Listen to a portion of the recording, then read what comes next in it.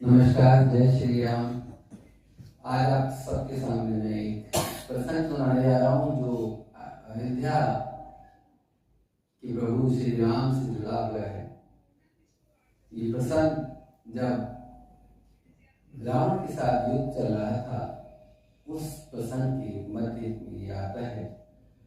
जब लक्ष्मण जी के बाण लग जाता है, मेघनाथ जी द्वारा चलाया गया, तो उसके बाद उनको सही कैसे होंगे, इस पर सब विचार कर रहे होते हैं। भगवान राम की आंखों से आंसू बह रहे होते हैं और वो सोचते हैं कि मैं क्या मुंह दिखाऊंगा अपनी माँ को जाके कि अगर लक्ष्मण सही नहीं हो पाए तो ऐसे में जब वो वियोग करके अपने आंसू उनके गिर रहे थे, उस समय पर जामवंत जी द्वारा एक सलाह दी गई कि महाराज, एक बहुत बड़े वैद्य रहते हैं जो लंका में हैं, अगर हम उनको ले आए तो शायद वो कुछ इसका उपाय बता सके। तो ऐसी स्थिति में उनको सुषेण महाराज थे, सुषेण जी जो डॉक्टर साहब थे, उनका नाम सुषेण भी था, और उनको वहां से ले आया गया लंका से। और उन्होंने देखकर ये बताया कि इनको ठीक तो किया जा सकता है, पर जो जड़ी बूटी है वो यहाँ नहीं मिलती है, वो हिमालय पर्वत पर ही जाकर उनको मिल सकती है आप सबको।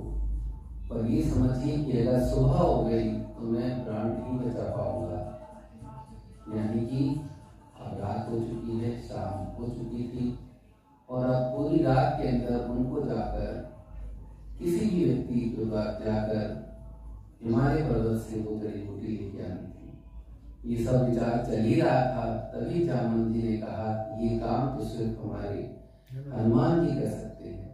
ऐसे में हनुमान जी तो खुद सर झुकाए बैठे थे कि यार कैसे होगा, हमारे लक्ष्मण जी कैसे ठीक होंगे, इस विचार पर तब जामवंत जी ने भगवान श्री हनुमान जी को उनकी शक्तियों का याद दिलाया और उनसे कहा कि तुम ही हो जो लक्ष्मण को जीवित कर सकते हो, इसलिए पुत्र आप तुरंत जाएं और हिमालय पर्वत से वो जड़ी बूटी लेके आए।